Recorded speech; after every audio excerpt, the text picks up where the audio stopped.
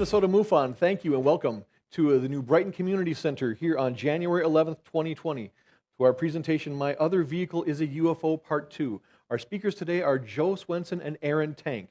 They both had experiences with UFOs as children, and that brought them the interest in UFOs and began studying and studying and studying. And eventually, life brought them together at North Dakota State University, where they shared their interest and worked on several projects together. They're here today to share with you their latest findings on that. So please help me welcome, presenting My Other Vehicles, a UFO Part 2, Joe Swenson and Aaron Tank.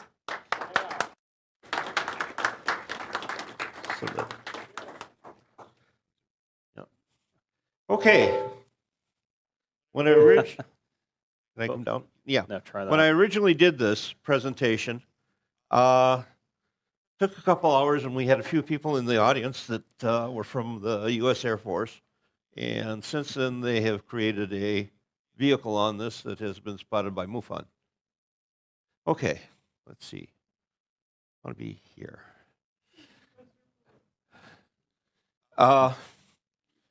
In order to get the sensors off our back, this has to be presented as somewhat fiction.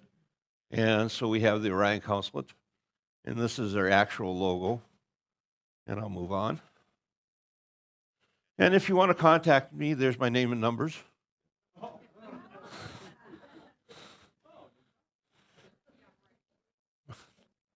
You can't read that? Okay, well, whatever. When I got this idea, it was about 50 years ago. My parents were having a party with their Eastern Star, and there were doctors, lawyers, attorneys, congressperson, and those type of people in the audience, in the attendance, and they were all talking about a similar thing. And so I listened to their conversations and decided, well, they can't all be crazy. And so I decided to research it a little bit.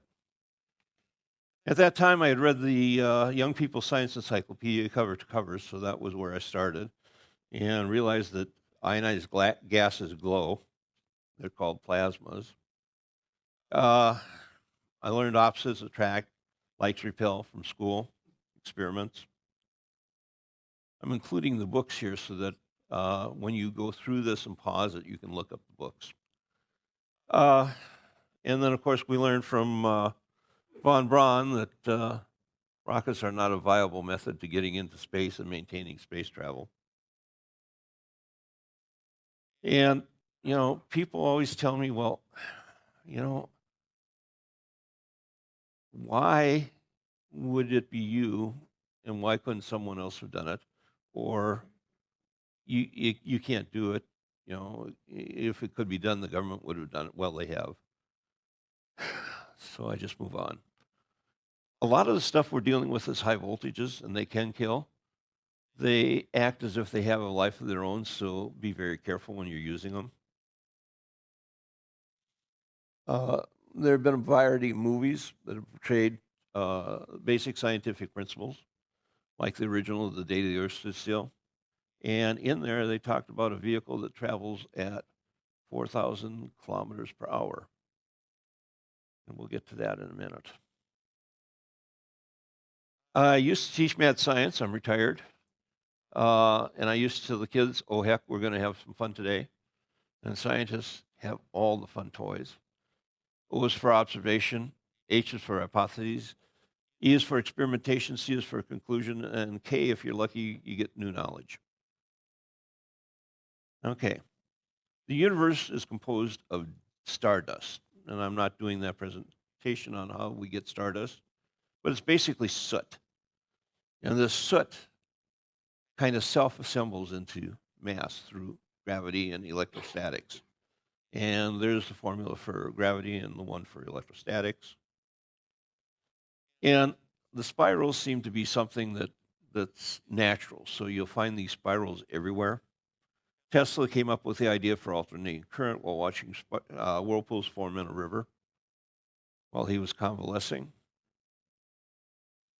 Michael Faraday in the 1850s spoke of the potential differences of electrical fields.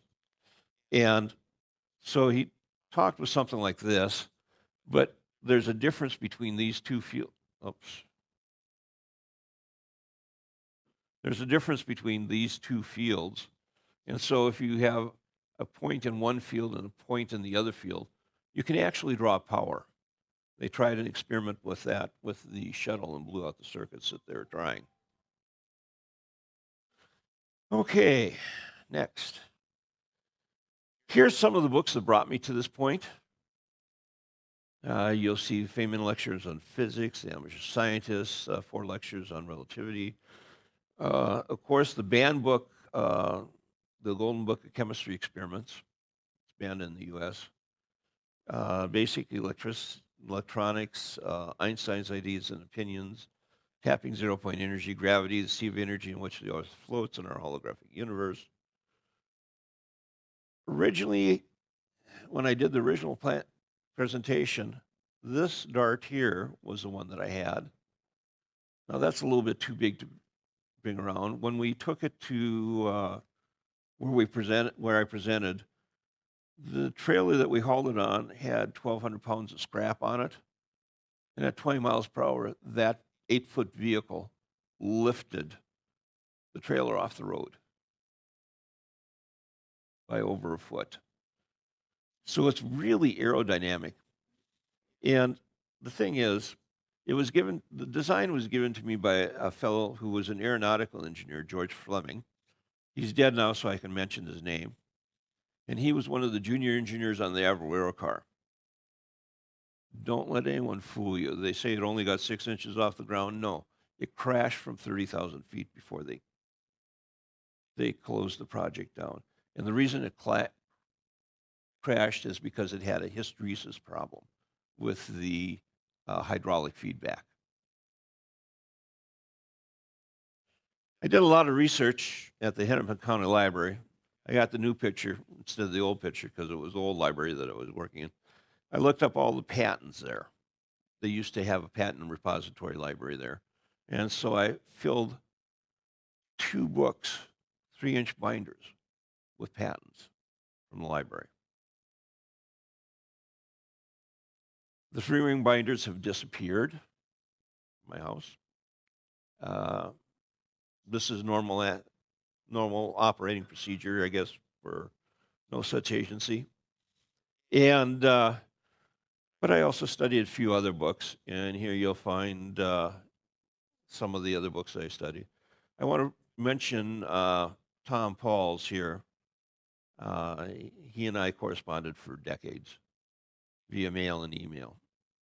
And we'll move on.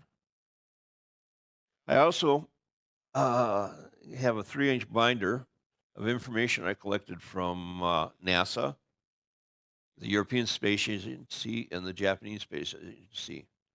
When I was working at Bell, we were given a 15-minute break. And the IT department said that during that 15-minute break, it looked like they had 10 hackers coming onto the computer all at once when I was on there going, because I opened up all kinds of screens and pulled all kinds of stuff down and sent it on its way. Now, another place you might look for information, and they're really good on the information that they provide, is the Nodland Free Energy site. And that's referenced there also. This is a first look at some of the patents. Now, while they took away some of the books, before they took them away, I did scan a few key patents in to the computer, and I've got them stored away on one of my hard drives. This is T.T. Brown here. This is T.T. Brown. This is T.T. Brown. This is T.T. Brown. This is someone else, and this talks about how they were using this to create a jet in a cell using props and other methods. I think this one that I've got displayed here is using electrostatics. Then they used laminar flow. They did a lot of work with that. And these are laminar flow designs. And then people are talking about the Abercrombie warp drive. Well, that's from, 1963 is when it was released so that they could patent it. And the military can hold these patents for like up to 30 years before they can be released. Okay, I kind of got started. I used to like to, you rub balloons in people's hair and then stuck them on the wall and stuff like that. Well, I was teasing my daughter, and she had a bowl of Rice Krispies, and I, after rubbing it in her hair, I pulled it over the bowl, and the Rice Krispies flew up to it. So I thought, well, maybe electrostatics could be a way to make things fly. They talk about the Tic Tacs. Maybe they fly by electrostatics. You know, and of course, shocking people during the winter, not during the summer. The Earth itself acts as a big Van de Graaff generator, as you see here. And it actually has about 360,000 volts between the ground and the upper atmosphere. And the amateur scientist book over here gave me all this information, which was really helpful in doing the research on it. Now, this is a Van de Graaff generator. This is just a picture. I pulled the video up because we don't have time for it. At 75,000 volts, the atmosphere ionizes. At 125,000 volts, the plates reach neutral gravity, and they lift off at 250,000 volts. And that's really something. James suggests that our B-2 bomber flies with between 5 million and 15 million volts when it's in stealth mode. Sharper image. Anyone here ever seen an ionic breeze? Yeah. That's the same way to make things fly. You could make a nacelle out of those things. You just cascade them together, just like we saw in the one patent. Anyway, this one, right one. So this shows an ionic breeze, and these are some of the patents that would be related to it. You see the staging here and the staging here that they have, and the staging over here. T.T. Brown really did a lot of work with this, and we'll get to why the government didn't basically gave him a cold shoulder in a couple minutes. But if you do something like that, or you use an ionic thrust system like this is one that you can make at home. You can find that up on YouTube. And to direct your thrust, you use what we used in the electron beams in the old pitcher tubes. That'll do the same thing. Okay, putting it together, I looked at a pickup, which was about 7,000 pounds gross vehicle weight, and decided to figure out how much horsepower it would take to lift that using electrostatics. It would take about 28 horsepower, or 20,944 watts. One of the generator I have at home is 5,500 watts. So that gives you some idea of what the sizing would be. And that generator I can't lift. But it can be done. The math is there. It's just going to the books to find it. Reduce, reuse, and recycle. One of the things that would be nice is if you had a vehicle like this, you'd want to have a fuel that's non-flammable, that's simple to use, and you combine it back together, and you can split it apart and combine it back together endlessly to get. We'll get into that. I looked into all kinds of things. I looked into drawing power out of the air. I looked into sonoluminescence. I looked into cold fusion. I looked into zero-point energy. But I decided it would be nice if we could do it with water. Oops. Sorry, wrong button. Well, Aaron found a patent by Henry K. Purich, and he used water to run a motorhome around the outside perimeter of the United States. And Tom Pauls told me that he had talked with him when he had done this back in the 70s. And when Friedrich got home, he committed suicide. He figured that this should be in public domain because the public paid for it. But he committed suicide. He shot himself in the back of the head 3 times. And then to finish off the job, he Molotov cocktailed his house so that all his research notes were gone. But the patent was already granted.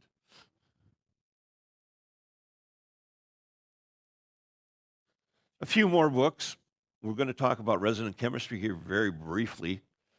Resonant chemistry allows us to do things in using frequency as a catalyst in chemical reactions. So we can take things apart with frequency, or we can put them together with frequency. And when Aaron later on shows you how he transmutes hydrogen to helium, he's doing that with frequency. It's hinted at in General Chemistry by Linus Pauling. Some of Tesla's work, everything's based on frequency. You can find some of the basic information in the Audio Encyclopedia and also in Feynman's lectures on physics. You remember the old Memorex commercials, right? Well, this is resonance. Resonance is what causes the glass to shatter. Aaron has a video of that, but we didn't put it in here because of time constraints. But most of you can probably remember those commercials. Basically, if you have 2 tuning forks tuned to the same frequency, you tap one, it'll vibrate, and the vibrations will vibrate the other one. It's the same way you do tuning on guitar strings, if there's any guitarists in the audience. Okay, how do we figure out resonant chemistry? Well, we take the outer ionic electron.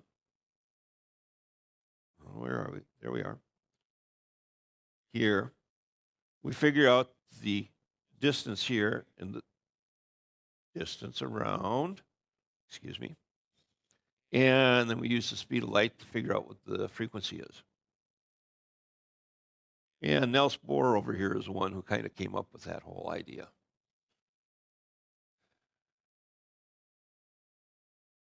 Here we are, T.T. Brown. He made these discs, and in an atmosphere, they flew at about 4,000 kilometers per hour with static electricity. When he's in a vacuum, they fly much, much faster.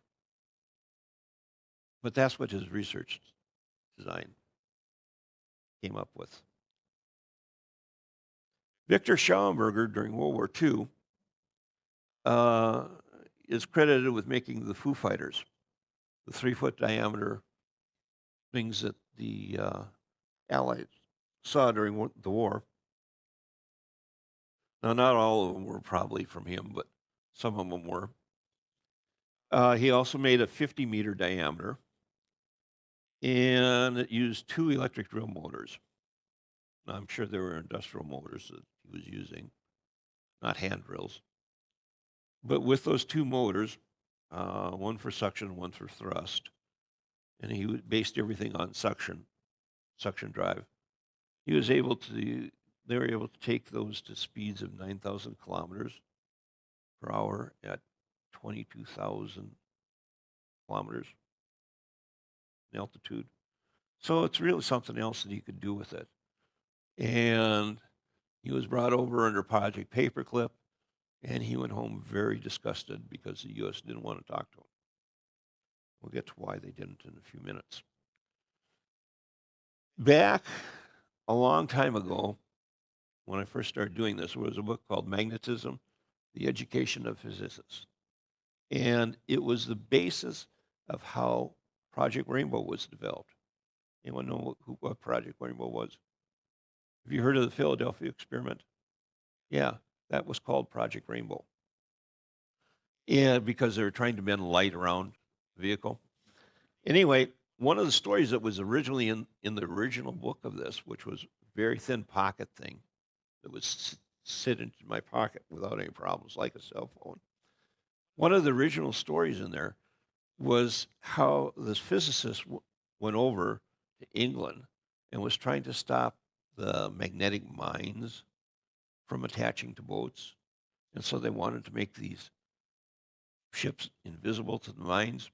And so what they did is they put out a call, and he set up these big chains for them to drag and whatever to catch the mines, and that kind of sort of worked. And they wanted to do this, making a ship invisible to the mines. Well, the stage magician said, "I know how to make a ship invisible." He said, "It's real easy." So he set up a ship in an aquarium, model ship, an aquarium on a pedestal. He went over and flipped the switch, and the ship disappeared.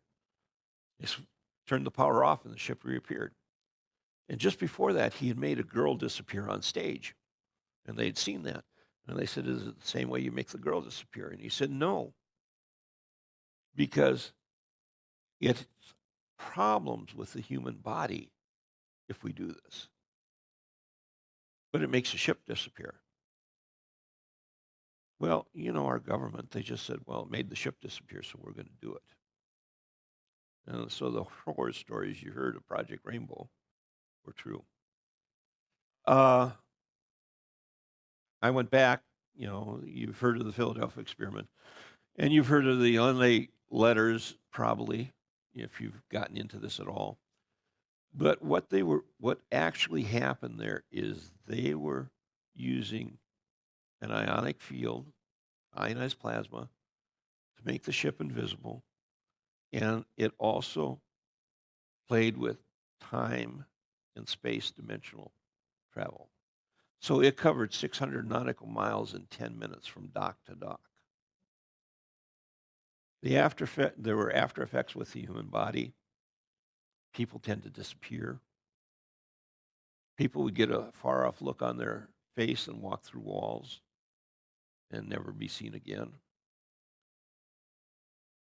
So, and they, a lot of them had little belts that they had to wear that were magnetic and running frequencies through to keep them there. So there's a lot of things like that. Charles Steinmetz, in his book, 4 Lectures on Space-Time and Relativity, talks about how to do all these things. He was a contemporary of Einstein, and the book came out a couple weeks after he died. So now that we've got that, and that Project Rainbow is why T.T. Brown's UFOs never went anywhere. See, sorry. What should a ship look like? Submarine? How about this? Does that look like a UFO?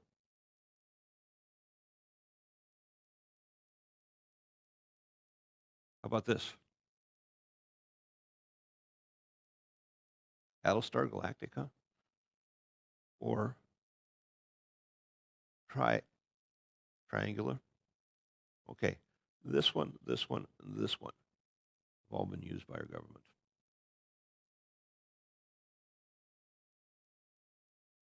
I've got 3 more years before I'm supposed to tell you that. Okay, the Abercrombie points to ponder.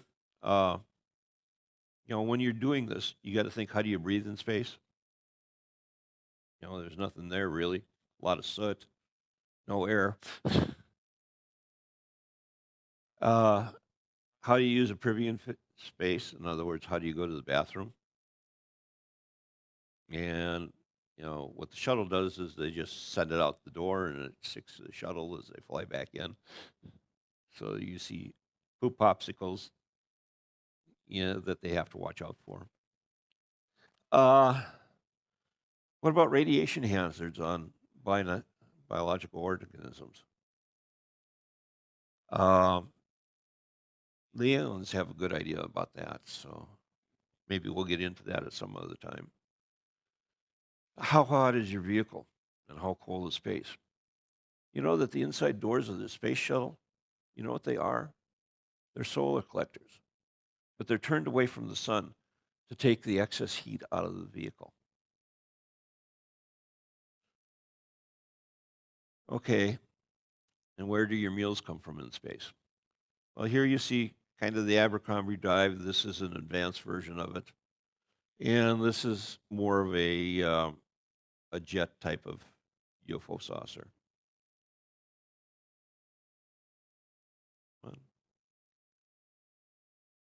Anyone here ever heard of a Sikorsky helicopter? Sikorsky got his company because of this patent in 1963 on the cover of Popular Mechanics. He made an ionocraft, and he uses high voltage electricity to lift things.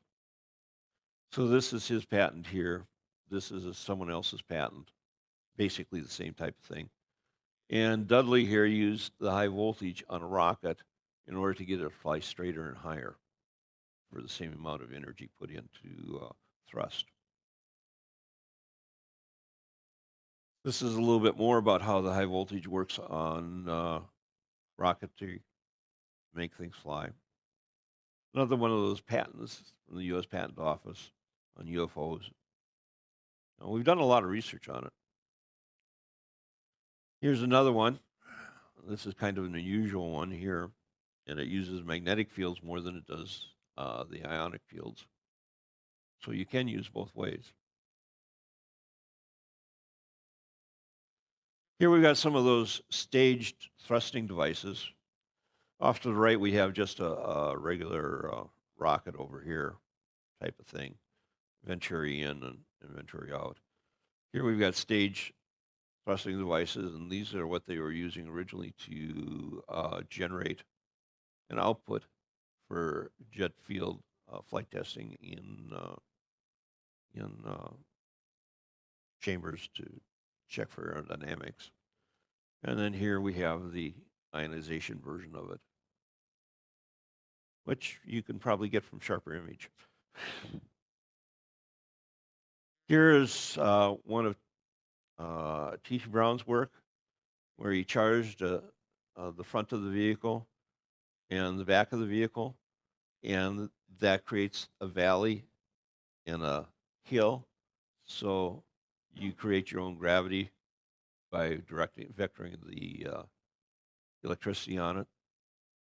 Here's another one of those versions. This one was designed to step down the voltage so that you could have something to use.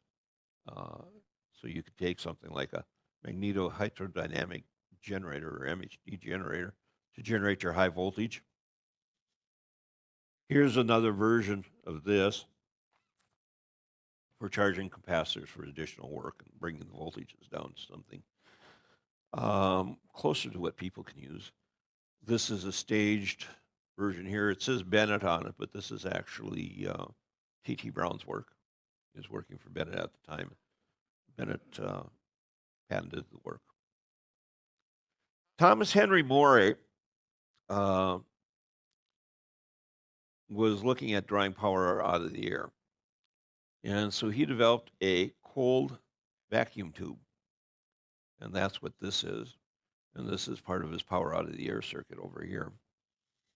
He was able to draw from something about the size of a bread box for his coils and tune circuit and stuff. He was able to draw 50,000 watts of power out of a 20-foot long wire held at 3 foot off the ground. So there's a lot of power there. This was Linder, and Linder did a lot of research on using radiation.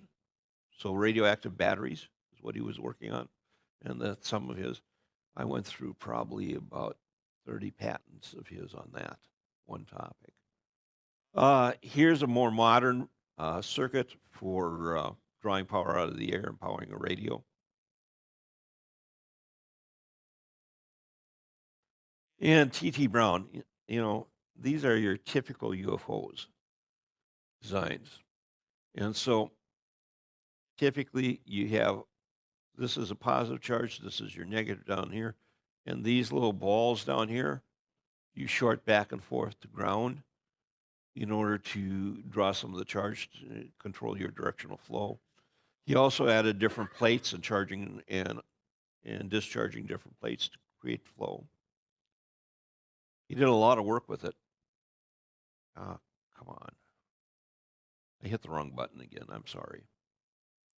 The laminar flow here, they had a big, they took a DC-10 and they put these channels in the wings, these conductor channels. And they used a big diesel generator and produced three-phase voltage.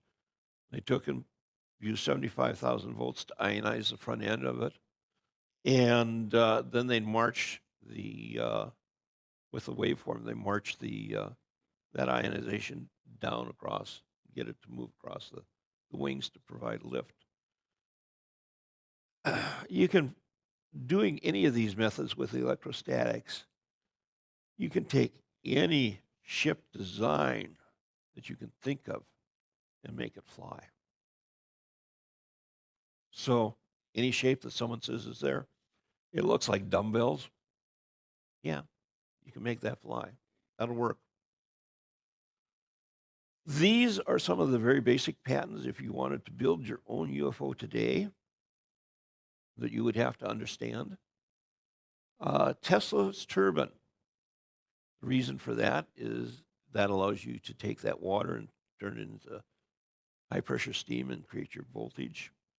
The Wilmersdorf electrostatic generator produces very high voltage, and it's just a series of discs, like a stacked plate of discs that you can run. You pull the voltage off of. Bennett electrical discharge systems. I showed you those. Bronson, again, electrical thrusting producing system. Both of these are from T.T. Brown, and of course, T.T. Brown electrokinetic generator. Ionized boundary layer fluid pumping system. That's the laminar flow that I talked about earlier. That's his patent. And we've got Seversky's patent on ionocraft and Purett's patent on splitting water. Right down here, you have the Wilmersdorf generator patents. Here, to give you an idea like that. And over here is Tesla's turbine with the valvular conduit. The valvular conduit is what makes it work at 98% efficiency. That's better than you can get most places. Other options. Oh, I'm doing good. Other options. I'm glad you guys have your seat belts buckled and your seat backs in the upright position. We got through a lot of it really fast. Remember, when you go home, when this comes up on, if you want to really understand this, when this comes up on our Minnesota MUFON YouTube channel, go through it, but go through it frame by frame. Okay. Over here, this is a Mercury motor. And while I was researching the Mercury motor, I was surprised that in the 1850s, Michael Faraday made one. And that's how he first decided that there was electricity could produce motion. This was with the Mercury motor. So I didn't realize they went back that far. I thought they were a new thing. Here we have a gravity system that they talk about. You can find these out on the web. That's where these pictures came from. This is an electrostatic system, similar to what T.T. Brown would do.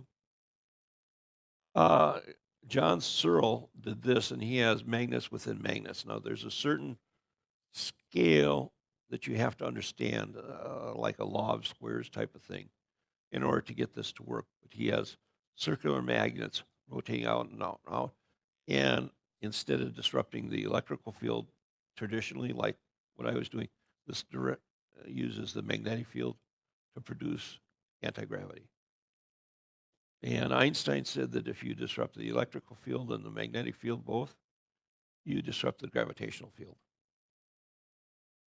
Now here, this is the way the B-2 bomber flies. This is the Abercrombie drive, where you're producing a hill behind you and a valley in front of you. And of course, the new thing out that they're talking about now is wormholes. And during one of the projects I was involved with, they created a portal. And portal technology is kind of interesting. We were talking about one of the experiences that we had with it earlier. Aaron and I were at his farm, and the geese just kind of went all nuts. They all stared in one direction up in the sky, and they were squawking their heads off. And we turned and we looked up there, and there was this little portal up there where people were using it to listen to us. When we saw it, they disappeared. That technology is out there. Okay. We'll be here for questions afterwards. And I appreciate you holding on to them. Hopefully I haven't gone too fast so that you don't know what to ask. To be a general summary of this, it's possible to build and fly any shape of vehicle. Some are better than others, but because of the ionization, you can fly anything. The government knows about these devices and has constructed some of them. As someone once said, it's amazing what you can come up with when you've got a gun to your head and you're given unlimited funds. Some of the information has been around for over a century. There's mention about Tesla's work and what he did back in the 1800s, and 1857 for Faraday. Our government and big business are not about to allow the public free and easy access to space without them getting a profit at this stage right now. And that's a shame, because it's something that we could be up there now. We could take people to Mars. I mean, we can now. In '83, we were looking at Mars with the Montauk Project. We were exploring it. Afterthoughts. Dimensional drive, that maybe something that you think about and, it's here, it's not here. That's kind of interesting. That was done in '43. Gravity drive, Lazar was talking about gravity drive, and he was reverse engineering it back in the '60s. Adrian Lee's presentation, for those of you who were here, he talked about thought drive of UFOs and ghosts. And that's, he did that in 2019. But thought drive would be something that we've seen in the reactions of some of the UFOs, the way they appear and disappear. For mankind to return to our space homes, our lifetime needs to be returned to 1,000 years, which means improved health care. And we need to cooperate with each other instead of competing. I talk about some alternative therapies in resounding health, where I talk about my book on complementary alternative medicine. Break point. There, I did it in 45 minutes. 3 hours and 45 minutes. I hope you got enough out of that. Yep. Break now. Good afternoon, Minnesota MUFON, and welcome back. We're going to continue our presentation. Please give a big Minnesota MUFON welcome to Mr. Aaron Tank. Oh. Okay. Oh, good. It is on. All right. Well, good afternoon, everyone. Hopefully I won't get as much feedback as I normally do when I've presented here in the past, so I'll try to stay put. Give you a quick background. I've taught college courses in the past, from anything from mathematics to physics to chemistry, and now I currently teach high school science. And as a high school teacher, you move around a lot, so it's abnormal for me to be sitting. So if I seem a little twitchy, just bear with me, okay? Okay. So I don't know that my presentation at this half is going to be much longer than Joe's here, but What I can tell you is that Joe and I shared a similar experience as a kid, in the sense that we kind of ended up at the same place by looking at patents, researching how UFOs work and why they should work the way they do. And some of the initial people that kind of influenced me were works from Nikola Tesla on his patents on, excuse me, on Tesla coils and generating high voltage, and also Henry Morey's work. And Joe did a very good job of talking about these individuals, but these were some of the first people that really kind of got me interested in finding out more, because it seemed to me that there should be a way to use the technology that we have currently to build aircraft or build spacecraft that could mimic what people were reporting as UFO sightings. Well,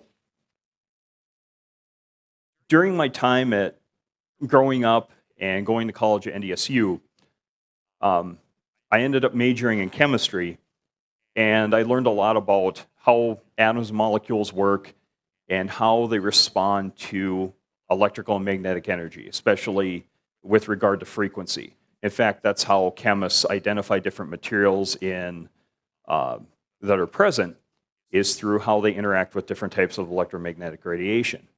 Well, in the back of my mind, I kept thinking, well, there must be a way to be able to really efficiently affect chemical reactions through using very specific electric and magnetic energies and frequency related to the matter that I was studying.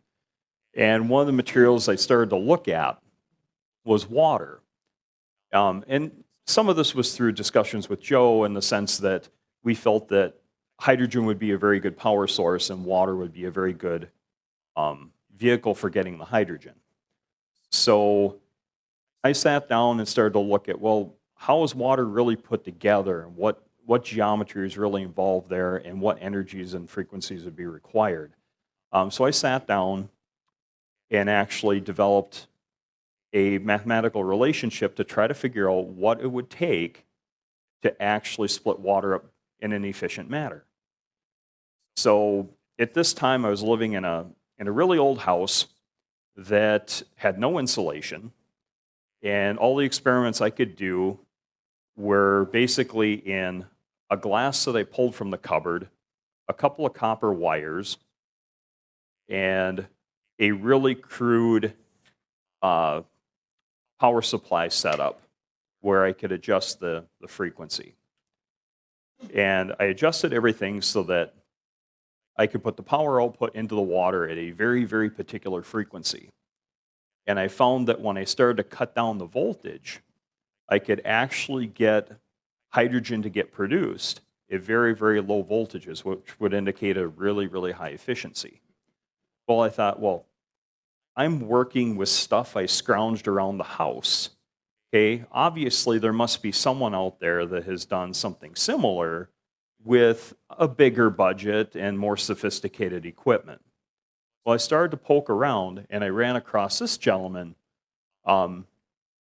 who was a materials scientist at Penn State University, and he had done a lot of work with science policy for different presidents, Jimmy Carter and before that, and he was interested in everything. So he did everything from ceramics research to nuclear waste management, and I found out at the time he had actually gone down to a department at Penn State University where they were teaching students welding. So he was looking at a welding class, and the welding class was using different methods of welding where they were using hydrogen. And someone had brought up, well, there's a new thing out there, it kind of looks like Brown's gas. And for some of you that have maybe heard of that phenomenon, it seems like the hydrogen and oxygen involved in that doesn't look like water. It seems to act more like hydrogen, hydrogen, oxygen. So it's like a different geometry and a different format. And chemists usually look at that and kind of go, well, that's silly. That should not exist. Well, Dr. Roy went down and observed the welding process, and he came to the conclusion that, hey, apparently we really don't quite know everything about hydrogen and water and how these things interact. There must be something to this, because this does not fit what I know. And it happened to be that I saw his discussions on the topic, and so I contacted him. And surprisingly enough, he had his office phone number on the college website. And I called him up out of the blue, and I explained who I was.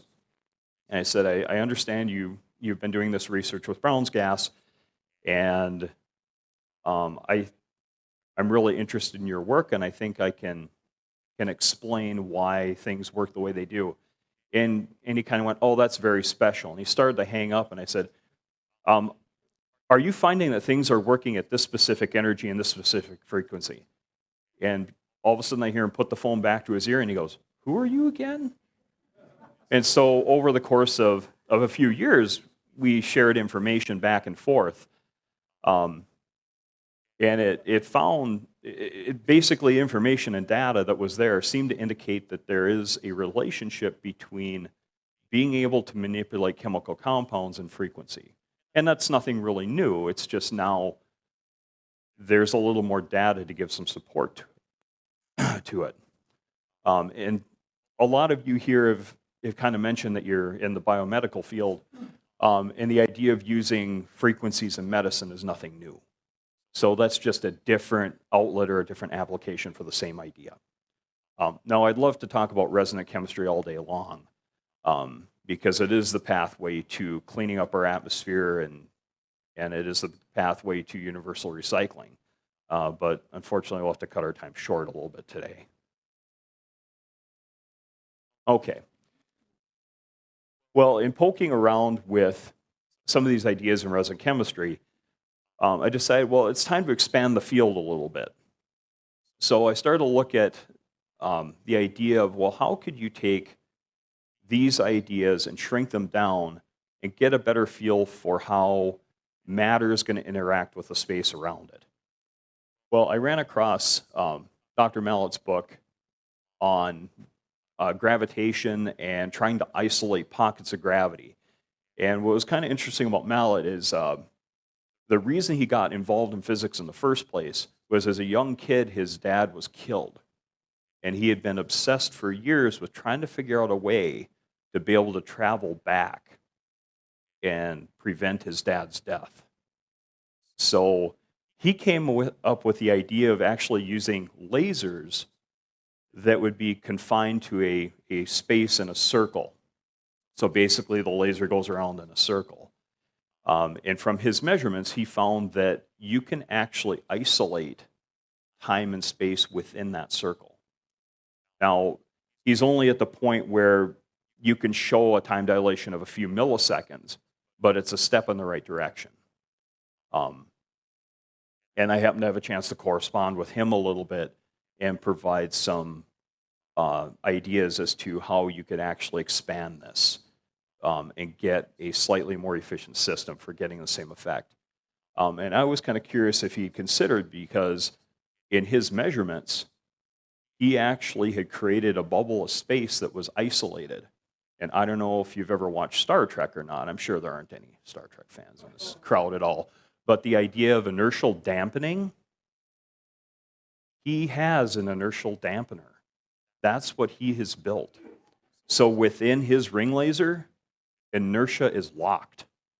So that means if you could somehow expand that to, let's say, passengers in a plane and the plane blows up, they're isolated. They wouldn't be affected whatsoever. So he actually has developed the technology for that. It's just a matter of improving it. So this is out there. And later on, I'm going to show you how you too can do this. Okay. I'm trying to think. I hadn't heard of Dr. Steinmetz until a few years ago. I want to say back in 2010 or 2011. And it was kind of by secondary nature. I heard a presentation by a gentleman who had actually, as a kid, had tried to reproduce a lot of the great electrical experiments that had occurred. I can't think of his name right now, but essentially he, as a kid, he actually went through, collected a lot of electrical devices and actually recreated a lot of the initial experiments in electricity and ended up, I think, working for RCA. And Eric Dollard, yes, thank you. I had forgotten to write him in my notes here. Well, Dollard had said he had gotten a lot of his ideas from Charles Steinmetz. And if you don't know who he is the father of electrical engineering in this country. And he collaborated with a lot of electrical engineers and scientists throughout the world. And I was kind of surprised because I thought, well, gosh, you'd think Steinmetz would have corresponded or collaborated a lot with Tesla because Tesla was involved in electrical engineering. But as far as I could tell, there's no evidence that they ever really collaborated together. However, Steinmetz collaborated with a lot of other notable people like Albert Einstein. And they had a lot of discussions as to how electricity and magnetism corresponded to gravity and relativity. And in fact, in the early 1900s up through 1920, Steinmetz had actually put together a work that was called 4 Lectures on Relativity in Space. And I'll have a picture of that up here in a moment. And that was actually a lecture series where Steinmetz would go to different local organizations and churches, and he would actually give lectures on how forces were related to each other and how they were related to space and time. And this was in the 1920s. Well, in that book, when I heard about that book, I decided, hey, that sounds kind of cool. I better pick up a copy of that and read it. Well, when I picked up the book, I ended up in my cabin up in northern Minnesota, and I'd just gotten in from sitting in the deer stand. And I was cold, and I thought, well, I'm just going to sit and warm up, and I'm going to read through this book. And then the more I read through the book, the more I realized, wow, he actually has laid out exactly how you can take several different forces and combine them. Well, why would that be important? Well, it happens to be that force, mass, and energy are all related to each other. So that's kind of the key to trying to figure out how gravity, energy, relativity, space-time, how all of that is intertwined and how you can actually take and use that efficiently and actually generate some of these technologies that we've been talking about. This is a picture of Steinmetz. Steinmetz, he's kind of like a kindred soul to me because he's kind of an odd-looking figure there in the middle. I guess I could use the mouse. So that's Steinmetz there. During the 1920s, before World War II, it was very common for a lot of physicists and engineers from Europe to come and tour U.S. facilities.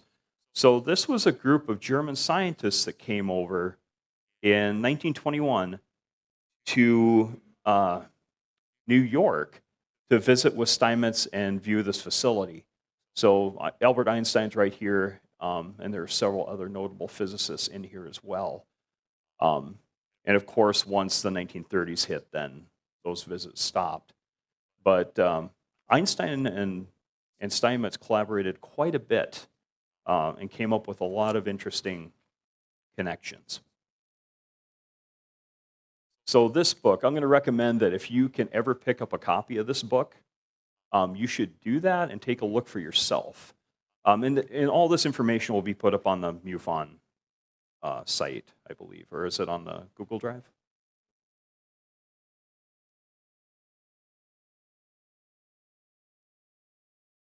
Oh, right, they'll be posted on the site. That's correct. Now, even better yet, if you can somehow get a copy of the original book published in the 1920s, Charles Steinmetz actually had a part at the beginning of the book that we would now call a 3D poster. I don't know if you know what I'm talking about, where you can kind of cross your eyes and you look at the poster and you can see it in 3 dimensions.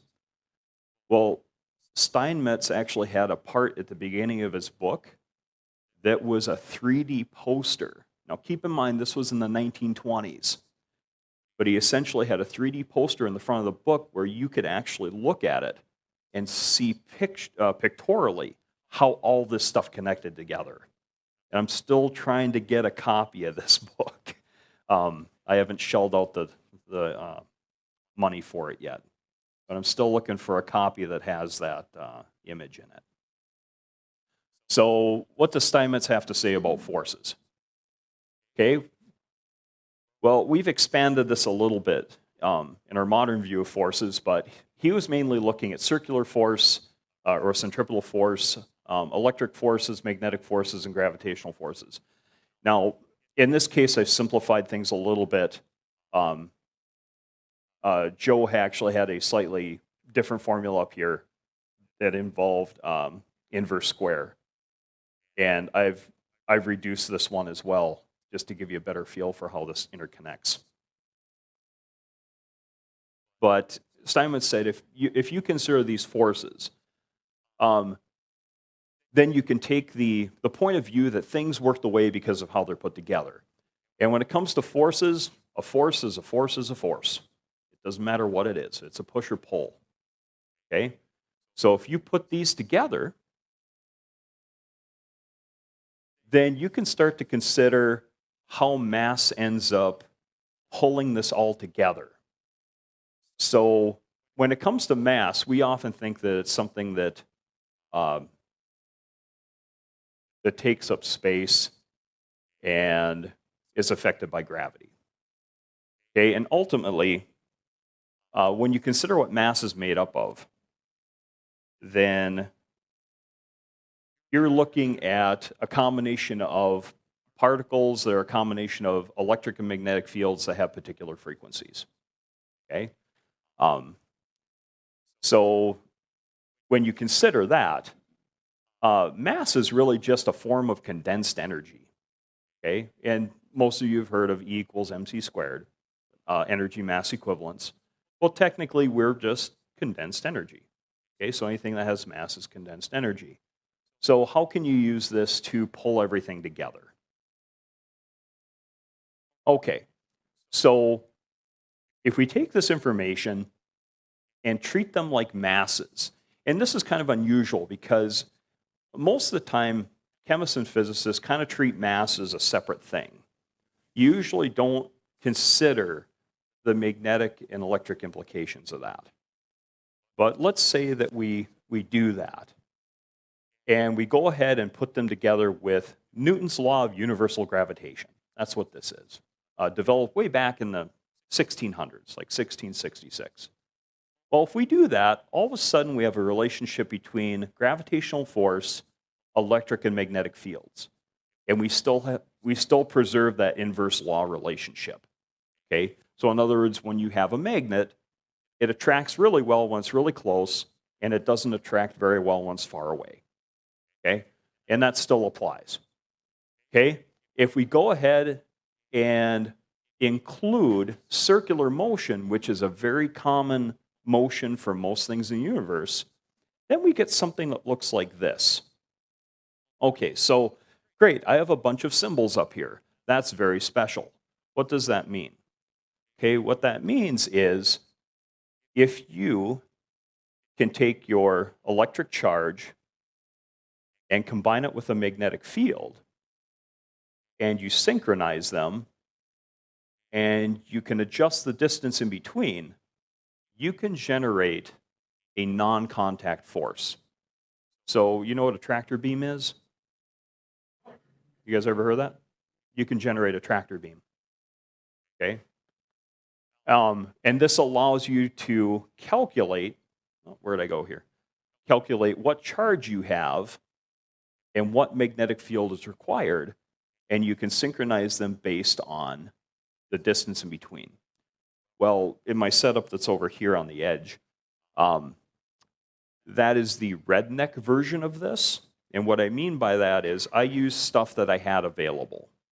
Okay? So I tried to keep my cost low. So this can allow you to keep your cost low as long as you know some of the equipment that you have available. Okay?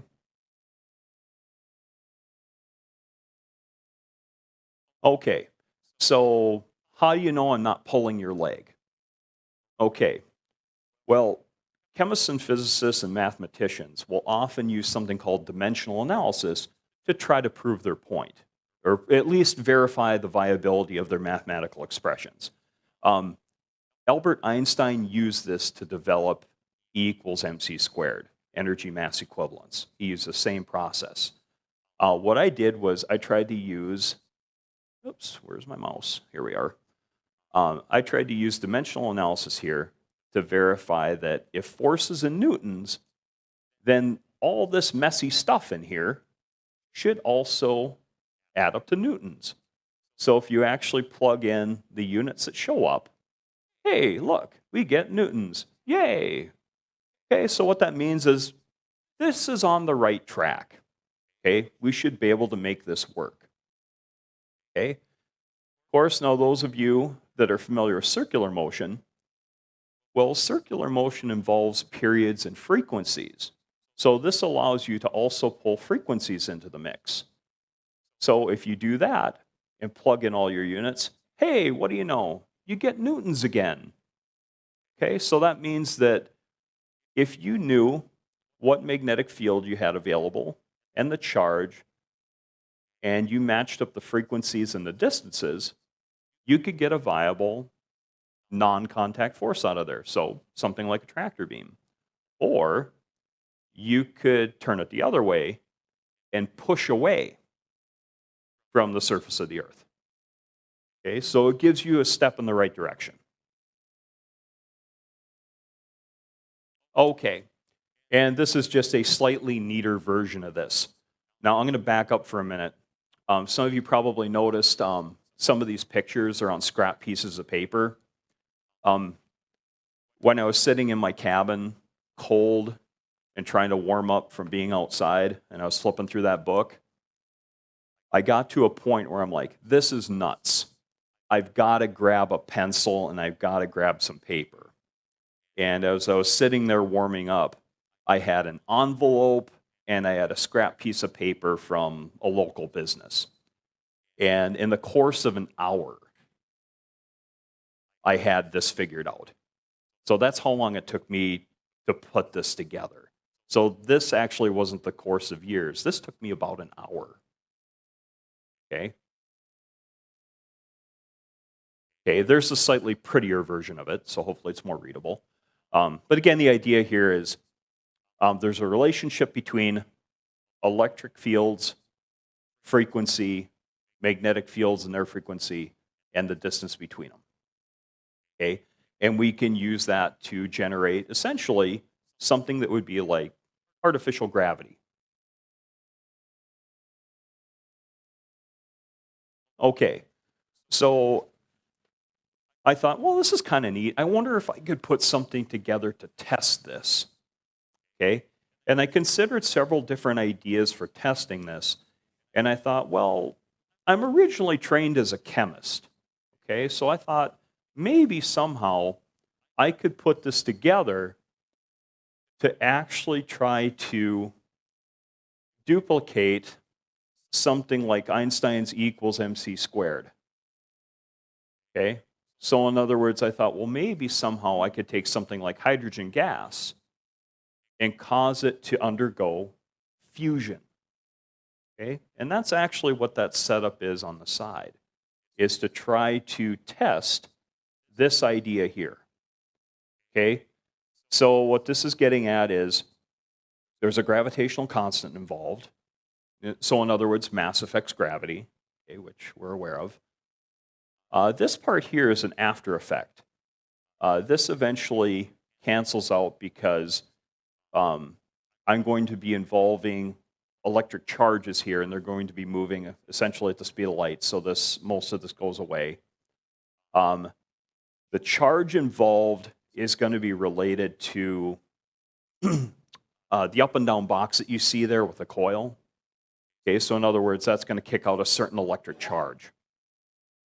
Okay, the magnetic field involved, that's via the coil that's around the glass tube that's in the center. And then I had to consider the frequencies involved. Now, if I had put in a few more $100, I could have put in function generators to maybe improve that system a little bit. So keep in mind I mentioned that's my redneck system. Okay, so because I'm using the electrical outlets, many of you know this, what's the frequency of electricity in electrical outlets? 60 hertz. So because that's what I was forced to use, hey, my frequency is 60 hertz. Okay, so I went and just plugged that in and tried to see what the outcome was. And I was curious because I wanted to see the time part. I wanted to know how much time it would take to get the hydrogen in that glass tube to undergo fusion, or at least start to undergo fusion. Now, of course, my system isn't 100% efficient, so you have to take this calculation with a little bit of a grain of salt. Okay, I'm going to skip to that for a minute. So it looks like things should start happening in a few milliseconds. Okay, now that's calculating for 2 hydrogen atoms to fuse. Well, there are more than 2 hydrogen atoms in there, so that's going to take a little bit more time.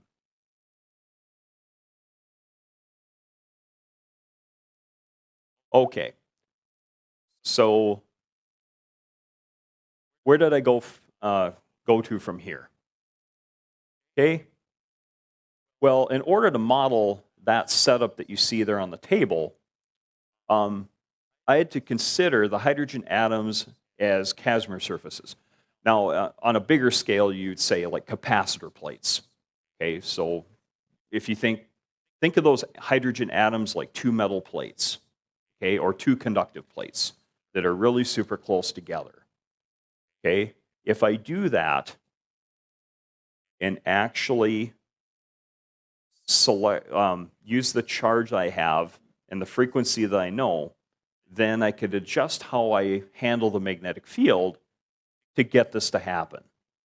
And when hydrogen fuses, you should expect to see helium and some radiation. Okay, and now the reason I underline that is that ultimately gives me an idea as to whether or not I'm on the right track. So in other words, when I turn everything on, I'm looking for these. Okay, so I had to come up with some sort of hypothesis to get this going. So the idea here is if I do this and I have my magnetic and electric fields synchronized, then I should start to see something go from a hydrogen plasma to something that undergoes fusion, and I should start to see helium. Okay? And I already showed you this drawing. And this, it shows up really well here in the sense that I should see some radiation in the form of alpha particles, and I should get some energy output. I should see some beta particles, or positrons, excuse me, positrons. And the idea here is that I'm using that power supply to kick in some voltage and current to drive this coil. And the little box here is generating the voltage I need. And ultimately, when I'm all said and done, that's the energy output here. So we're in no danger of getting vaporized today. This should be at a pretty slow rate when we actually have a chance to demonstrate this. Okay, so I'm a high school teacher, as I mentioned before, and when I gave a talk at MUFON a little while ago, I actually had this set up here then, and I ran it for the audience so they could actually see this happen for themselves. So somewhere out there should be a video of this running. I've since improved my equipment a little bit, and in that improvement, I've actually set it up so that when I have a couple of student helpers that come throughout the day, I have them run this and collect some of the data as well. And they only found out exactly what they were doing yesterday. So in other words, they'd come in and I'd say, hey, I want you to go ahead and turn this equipment on, and I want you to take my phone and I want you to take some pictures and video as to what you're seeing happen. And they thought, oh, that's easy. So they go in and they turn everything on and they'd start to film it. And I only had a couple of times where they would come back into my classroom and they would look at me and go, I don't know about this. This looks kind of strange. And then I would go back and look and go, oh, that's good. Yep, keep filming. You're okay yet. And then, they'd film it for a little while longer, and then it'd be the end of the hour, and then they had to go to class. And it was only yesterday I pulled the two students aside and told them, hey, this is what you're doing, and your information is going to end up coming to this presentation. I thought that was pretty cool. I thought that was pretty neat. So I try to involve my students in this whenever I can, but not to the point where I get angry parent phone calls, because I have had those on occasion. Okay, so what should you expect to see? Well, this was a picture I took a few days ago of the same tube that's in there right now. So hydrogen tends to have this particular color to it. It's kind of a purple, okay? And when all is said and done, you should start to see a color that looks a little more like this. Now, this picture isn't doing it justice, unfortunately. I thought that would be a better picture. But in other words, one way you can know if this is successful is if the color changes. Okay, now why is that important? Every particular gas that's a sample of a pure element tends to have a very characteristic color and a very characteristic set of frequencies that you can measure. So it's like a fingerprint. So the color is like a fingerprint for identification. Okay, and also the spectrum, or the set of frequencies, is like a fingerprint for identification. Okay, so the data that you are about to see is data collected by high school students. Okay? Okay, so what the heck is this? Okay, this is often what chemists call spectrum.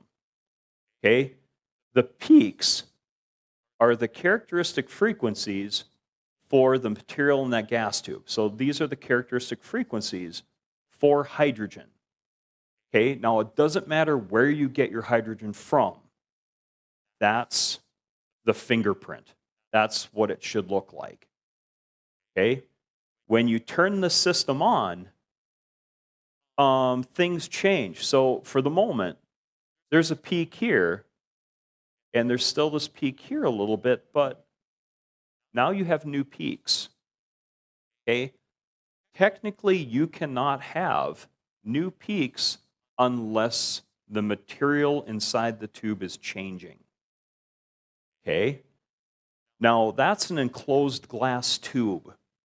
Nothing should be able to get in or out. So this is an indication that something is happening. Things are changing.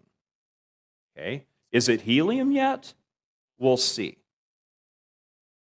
Now, the other thing I mentioned is that you should expect to see some radiation. Well, just for fun, in this room, I decided to take a check of background radiation. So the weird little thing on top that looks like a little cylinder that's pointing down, that is what you'd normally call a Geiger counter. Okay, now, most of the time in a room like this, with cement, there is some amount of background radiation. And usually it's somewhere between 0 and 100 counts. Okay, well, when I turn that on in here just for fun, the background radiation in this room is 0.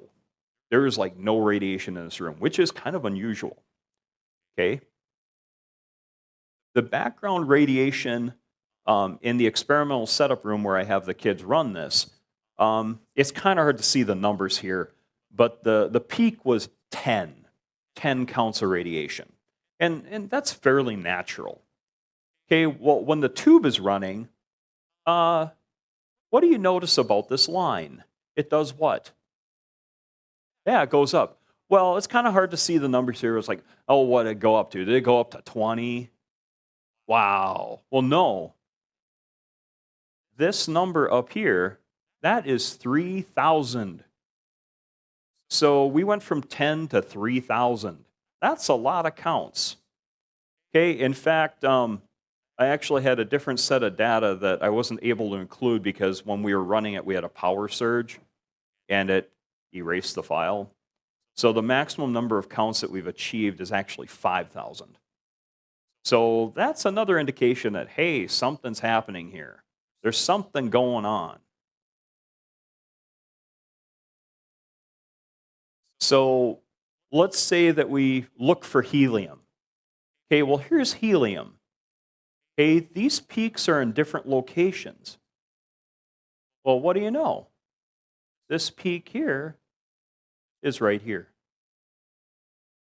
And this peak here would be right about here. So there is some amount of helium being generated. Okay? Now, if I could keep that tube running longer, I would expect to see that some of the original peaks with hydrogen would start to actually go down. Okay? But as of this point in time, I've only converted some of the hydrogen over to helium. So right now in that tube, there's a little bit of mix of hydrogen, a little bit of mix of helium. So it's not completely converted over yet. Okay. Well, as I was getting some of this data together for this presentation a while back, Joe had emailed me about a presentation that occurred here, and we figured it must have been in August. And there was a discussion about one of the papers put together by this gentleman, who you probably recognize from the presentation that was here on remote viewing. Hal Puthoff, he's an electrical engineer, but he's known for his work in remote viewing. And he was responsible for the remote viewing program that was used by the CIA for a number of years, Project Stargate. Okay? But he has written a number of papers on all sorts of stuff involving zero-point energy, gravity, relativity, and someone had mentioned one of the papers that he had written that had to do with zero-point energy and atomic stability. And I thought, that sounds a lot like what I've been working with. So I had a chance to actually go and pull one of his papers from here. And I was trying to remember which one it was here. I think it was this one. It was the very last one here. At the point in time, I was able to pull this paper and I read through it. And I thought, wow, this is very similar to the data I've been collecting and I've had my students collect. So I decided to contact Dr. Puthoff in Austin, Texas. He's got a couple of things going right now. There's an advanced research institute that he has in Austin, and then he has a company called Earth Tech. And they're kind of related to each other, so that's why that reference website is there. But when I happened to contact Hal Puthoff's group, it was kind of funny because usually my day when it starts, I have a hobby farm. That's why I said I kind of share a kinship with Charles Steinmetz, because he is most often known in New York for having something that we'd now call a hobby farm. And he always had animals everywhere. He had them in his yard. He had them in his house. So he loved animals, and he often did that type of thing. And it happened to be September 11th, strangely enough, of this last year, where I was hurrying up and I got up to feed my animals because I have a hobby farm as well. And I fed my animals and I came in and I decided, well, I got a little bit of time before I have to run off to school, so I hurried up and contacted Dr. Puthoff's group that I might have some information and data that would support one of his papers. And I stated which paper it was. It was the ground state of hydrogen paper. And I thought, well, it'll take a while for them to go through their emails and contact me back. Well, I sent that email at about 6 o'clock in the morning because I usually have to get up at about 4:30 or 5 o'clock, get everything fed, get ready, go to work, you know, rinse, recycle, repeat, you know what I'm talking about. By 2 o'clock that day, Hal Puthoff's group emailed me and said, hey, we want to see what you have.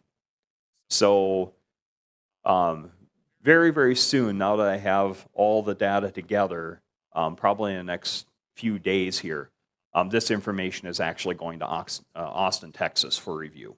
So it looks very well like this information will support a good number of these papers that are listed here. So hopefully some of this technology can be pushed forward to the point where it can start to be more mainstream so that you start to see some of these things more frequently than we do now. I guess that's it. That's all I have.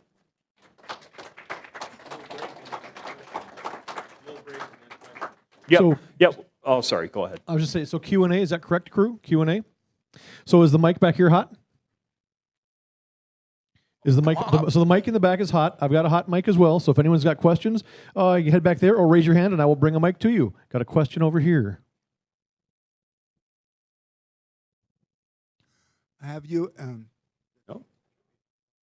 is it on? Nope. Okay. There it is. Have you ever attempted to solve Steinmetz's equations for time, to give the possibility of time travel? Yes. And there is a very real possibility that you could use the same technology to either take a craft and cause it to travel forwards or backwards in time, or you could build a portal using, well, the technology is basically in your microwave oven to do the same thing. So that is a very real, achievable possibility. Now, when was this first really available? 1923. Okay. Go ahead. You talked a lot about resonance in Yes. chemistry and whatnot. Roughly what frequency is used for splitting water? Okay, I will have to Just shoot. roughly. I actually have that in a paper. I have a series of monographs. Yeah. And it's electromagnetic, right? If you want to do Yep. it with ultrasound, you're looking at between 19 and 20 kHz. Okay. 24 kHz, excuse me. All right. And you were also talking about electron shell and frequencies for that and what is that? Would that be? It's the ionic bonding radius that you use. Yes, and that must be a really high frequency if you're talking a wavelength that matches that. Yeah, but Yes. you use it based on a mole of that atom or that okay. molecule. Okay. So roughly ballpark, what frequency would you be talking about there? Oh gosh. Some Terahertz? depends on what you're working with. Okay. Well, how about this? If you ever see anything on sonoluminescence, Yeah. if you expand that out, you can expand that. I'm trying to think. It's 20 kHz, I believe. It's between 19 and 24. 20, yeah, for sound.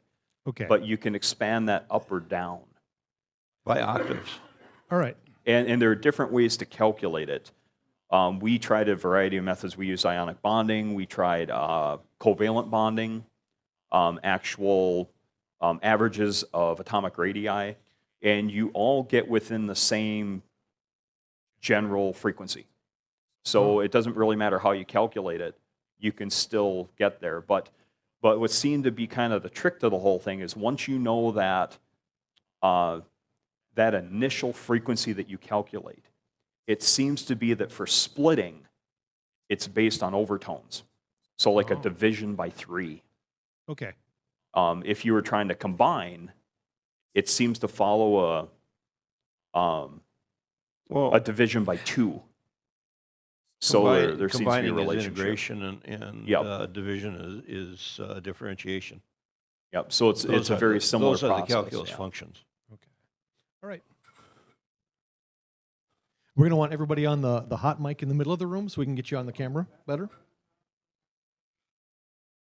We want you on that mic back there. Okay. One of the things I was going to do, Tom, you want to look at that little meter there? Is it showing anything? It is showing something. It's still in the green. Is that good or bad? It's way off to the right, around 2,000. Yep. So this is about 20,000 volts we're pulling right now with 0 point. We're using this plasma generator. It looks like a coil here. Just drop down. Yeah, I know, because I'm touching it and I'm shorting it out. It looks like a coil here, but it's actually a capacitor. When I first did this, I got frustrated because it wasn't working the way I thought it should. And it took a bite out of my needle nose pliers, and I knew that there was power there. My friend, my programming partner, said, but it's shorted out. There can't be any power there. And he went, ow, ow, ow. There's no power there. Ow, there's no power there. Ow. Finally, I told him to quit because it stunk to burn flesh. His brother came over to see it, and his brother said, well, there's no power there because it's shorted out. Ow, ow, ow. I told him it must run in the family. Now, you're seeing the power there. You know, I've got it hooked up to this capacitor here, but where's the other end hooked up to?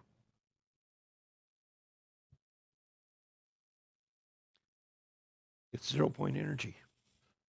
Yeah, it's an open circuit. That should not happen.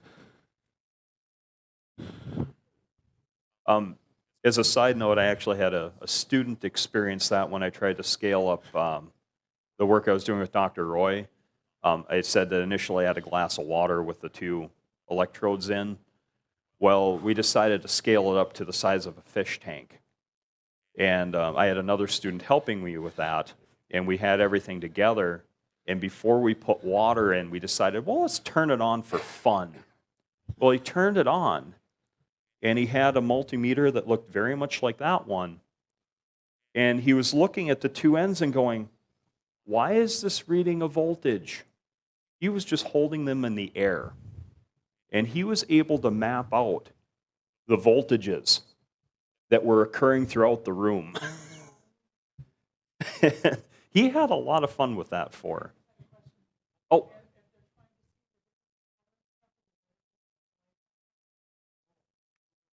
No, it should be okay. I haven't yet. It should be okay. Okay, Yes. question? Yeah, Joe, this is a basic question. I didn't understand something before when you said everybody looked up and saw a portal and realized that people were listening. What is that, a portal? The easiest way to explain it, you got an empty bottle here?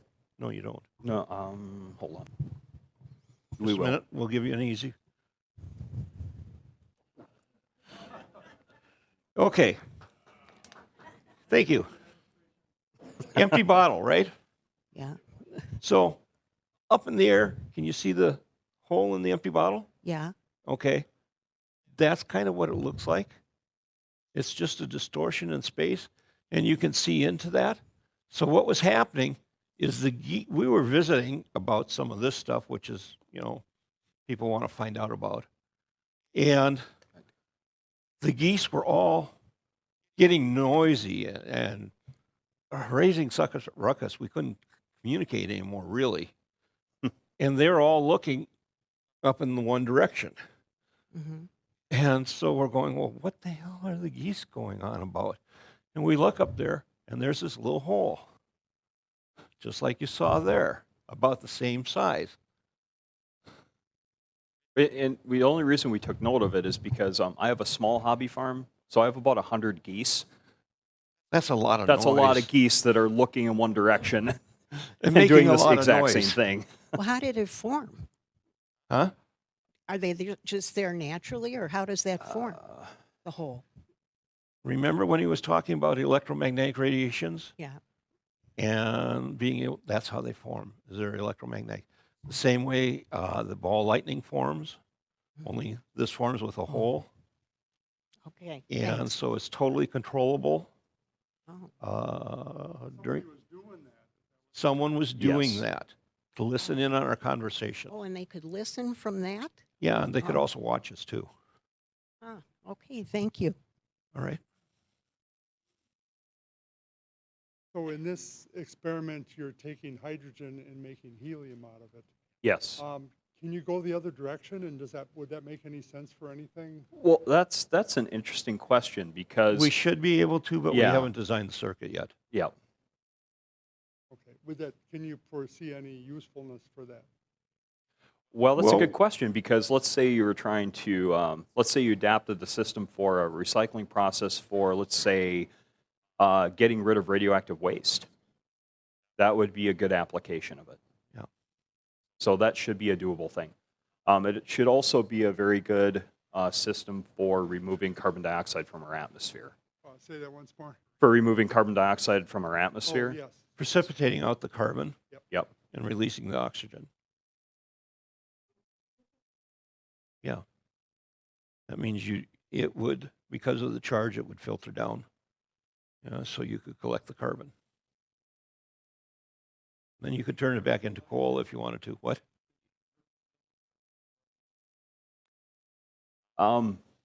Yeah, that's a doable thing. I'm looking at hopefully something that would be more under the radar for that. Yeah. More like let's just say I'm looking at a catalytic converter adapter that's scalable on any level. So that's a lot less threatening than, hey, we're going to completely shut down all the oil companies and make something that's free for everyone. By kind of putting it under the radar, I'm hoping that it is a little more adaptable. Along with these same lines, Japan has a device that's about the size of a desktop computer that you put in your plastics and you set it for either kerosene or oil or gasoline, and it'll produce that from the plastics. And by the way, that's not a new technology. That's an old technology. That is old. Canada's used something kind of like that for Yeah. since the 70s. I mean, that's not new. Yeah. It's just No one's heard of it. it unfortunately for a lot of these things, it comes down to a problem of basic research. Basic research is not funded in the United States.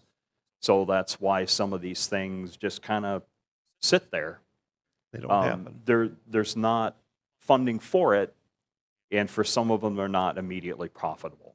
So they get shelved. Like the cold fusion that was being done out in Brigham Young University, Fleshman Ponds. That was actually working. My cousin was a trust accountant out there when that was going on.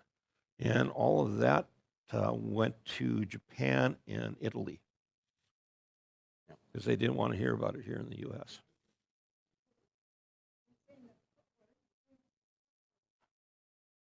What was that?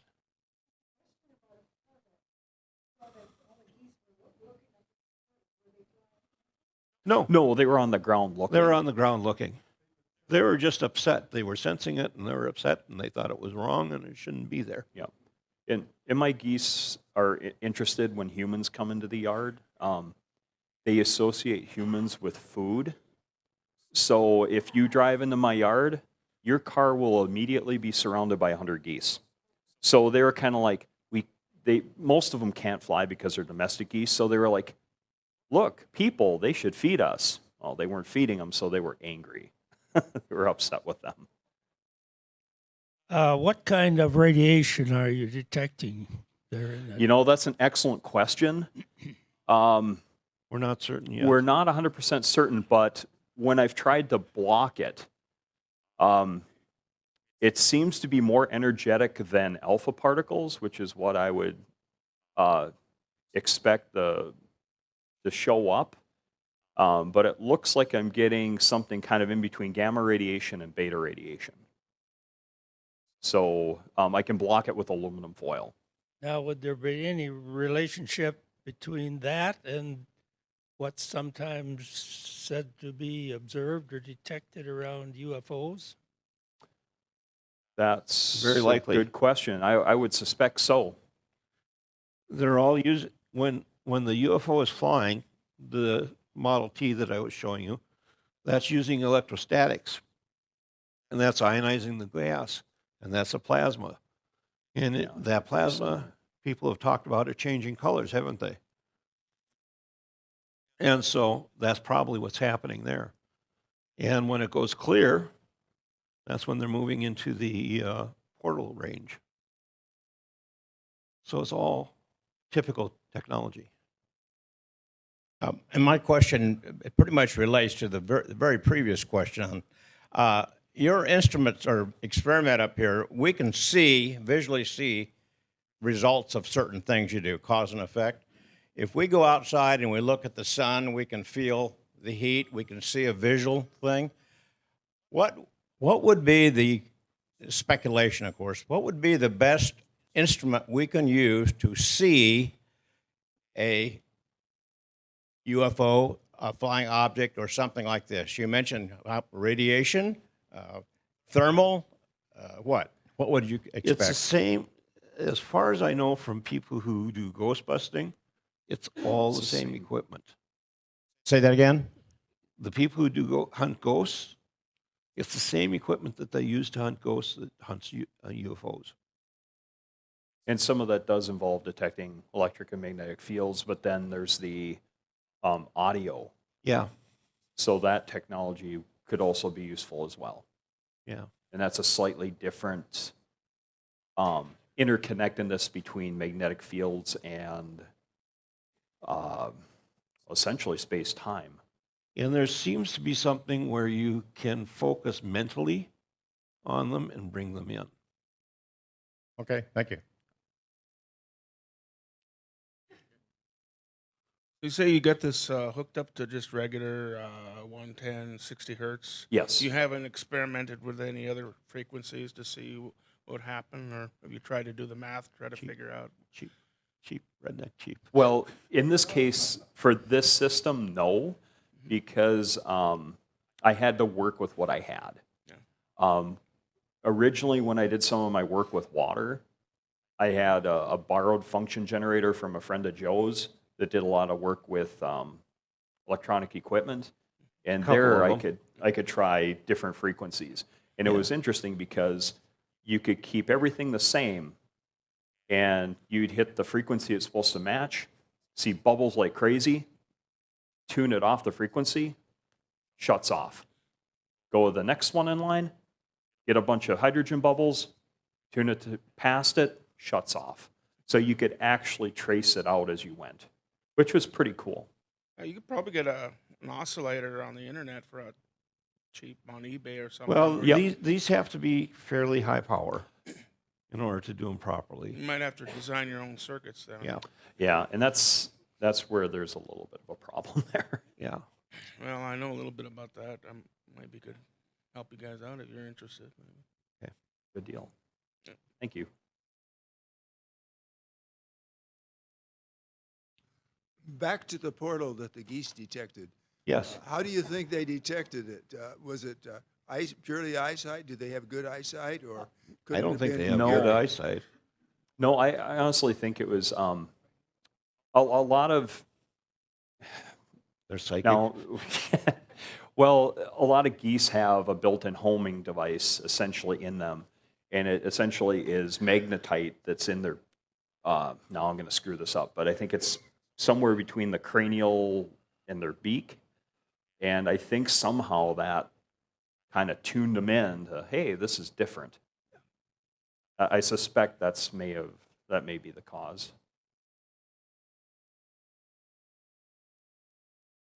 Where does Royal Rife fit into the picture here? What was that? Royal Rife? Rife? Yep. That's dealing with frequencies. Yeah, it's He- just applied to He dealt with cells. he dealt with audio frequencies, and the ones that Crane recommended were 20 hertz, 727 hertz, 787 hertz, 8K, 800 hertz, 880 hertz, 5K, and 10K for covering the major chakras of the body. Rife also had 2 other frequencies, and I don't remember them right off the top of my head because I don't use them that often because I don't have cancer, that he found would actually kill cancer. The TED Talks say that you use the fundamental frequency and its 11th harmonic. People normally use square waves to do that, and I find that a 20% duty cycle square wave will hit both of those frequencies from the fundamental. How did he find out that there's a healing effect with frequencies, light and sound?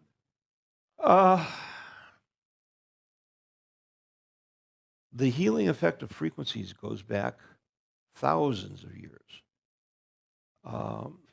I traced it back to around 5000 BC in China and Tibet. And Darius Dinshaw brought healing frequencies over, and he got his frequencies.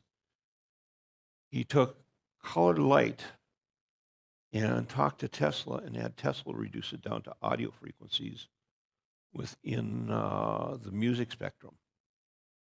So I don't remember what they all are, but he's got 12 frequencies. And that system relates to the organs of the body, not the organs, the meridians. And Rife stuff relates to the chakras of the body. The 2 of them together are something called a jade machine. And so you pick out the chakra that's related to it, and you pick out the organ that's related to it, and find out what their harmonic is, and that's the one that you use for healing. And those are healing frequencies are typically sine waves to help your body heal. If you want to kill a bacteria or biological, you typically use a square wave or 20% duty cycle impulse wave.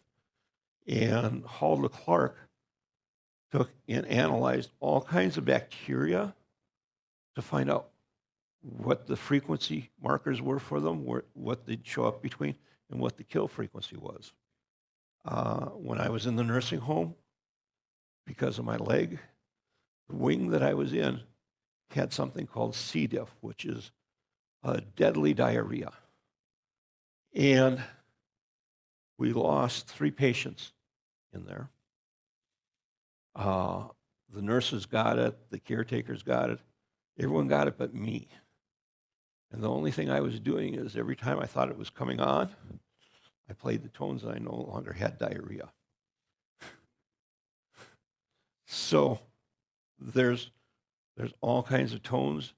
You've got the consolidated annotated frequency list out there, which is a frequency list that's primarily used in Europe, where they do a whole lot more of this.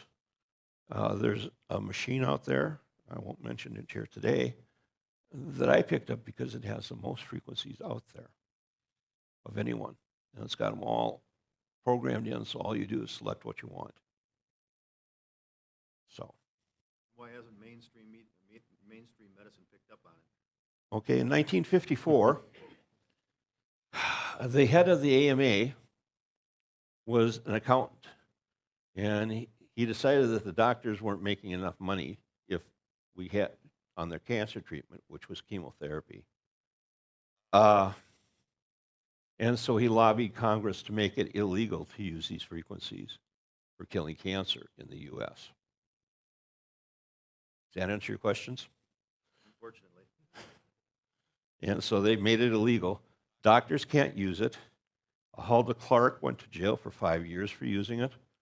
And then they decided that she was a chiropractor so she could make up her own treatments and wasn't bound by the AMA regulations. My old MD, one of his buddies from med school, got cancer, was on his last months, and went over to Europe, got treated in Europe. 2 weeks later, he was free of cancer. all cancers in his body that had metastasized throughout it. And he came back over here, set up practice in Las Vegas, Nevada. He got a 98% cure rate of all AIDS cases and a 96% cure rate of all cancers.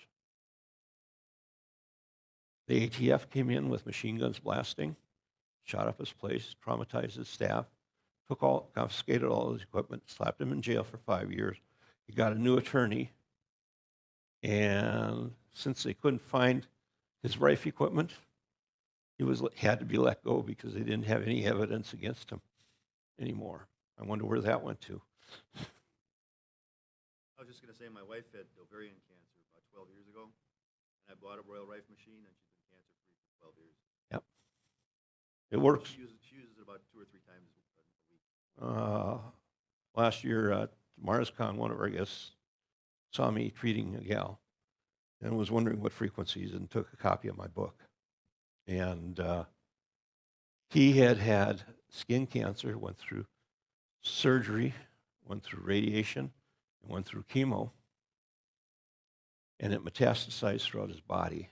He bought a Rife machine, and 2 weeks later, he had no traces of cancer in his body. And he's still acting on TV and in movies today. Okay. No other questions? No?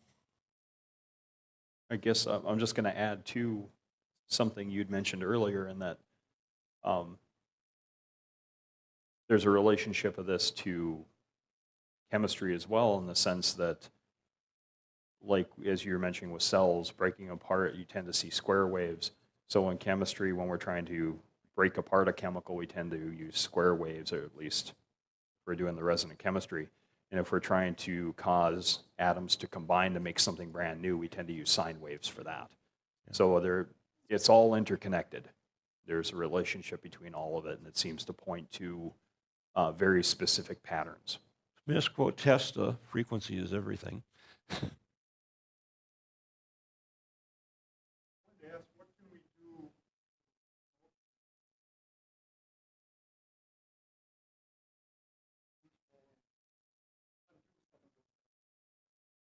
I don't know of what we can do at this stage of the game, to be honest with you. I've been doing this presentation and the ones on healing since the 90s. A follow-on question on my previous question about the derivation of time travel. Did you say that you have done that? You've solved the equations for time? Yes. I didn't have them in the presentation today for the sake of just making sure we had enough, sadly, enough time to make sure we got through the presentation. Yeah. Do you have any concerns about sharing those equations? Sure. No. Tell them what we're working on. Well, I'll tell you about an experience I had, and then explain what one of our side projects we're working on. But about when I came into contact with Steinmetz's work, it was probably the fall of 2011 and into 2012. I had kind of had everything put together where I thought, wow, there's a lot of interesting stuff here, and I'm trying to figure out where to go with it. And I had done what you had asked to, figured out, well, what would it take to produce an artificial time dilation? Essentially, travel back or forth in time using this information. And I thought, oh, that's kind of neat. I calculated it out and set it aside. Well, it happened to be in 2012. My wife had been encouraging me to go to an American Chemical Society meeting in Dallas, Texas. And I thought, well, I could take some time off and go, why not? I had never been to one, and it'd be kind of neat. Well, I also had an interest in going to Dallas because one of my uncles had worked in a variety of 3-letter acronym organizations. and also had been a Secret Service agent when Kennedy was present. And it happened to be that November 22nd, 1963, he was supposed to be in Dallas, but because his specialization was bootlegging, he was off in another part of the country chasing bootleggers. Well, and we talked about that when we met up, as far as he thought it was kind of strange that he was supposed to be there, but he wasn't there. And I got to Dallas. I went to the presentations and whatnot, and I had some free time in between some of the presentations. So I decided, well, I'm going to just kind of take a walking tour of Dallas. And I found myself in Daly Plaza and looking around, and I saw the bookstore, and I thought, you know, it's kind of depressing. I don't really want to go in, but, you know, I should go in. And I got into line. And there's a little bit of a line. It wasn't very big. It was kind of early in the morning. And I noticed this guy in front of me. And I thought, wow, you're dressed kind of strangely. And he had, trying to think now. Corduroys. Yep, I thought he was dressed strange because he had a bright white dress shirt, like he had just purchased it, and he had green corduroy pants. Who the heck wears green corduroy pants? I thought, you look kind of out of place. And he was about 6 foot, bald head, kind of neatly shaven, and glasses. And I didn't pay much attention. I just thought, oh, you look kind of different, but you're dressed kind of neatly with the shirt, but unusual pants. And he gets up to the ticket taker, and he gets his ticket, and she asks him, where are you from? And he goes, I'm from North, and he turns and looks at me. Well, I always wondered what I'd look like 10 years from now. And I was looking at myself, which kind of unnerved me, and I think it unnerved him, because he immediately turned around, grabbed his ticket, and walked in. And I got up and got my ticket and thought, did I see what I just saw? And I got in, and we proceeded to keep track of each other.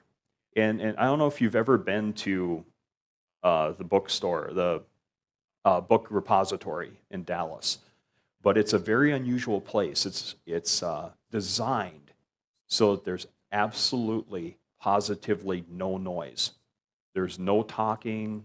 There's nothing like that. What you do is you get a set of headphones, and you hear the tour through the headphones, and all you do is walk through the building. So there's like no talking at all.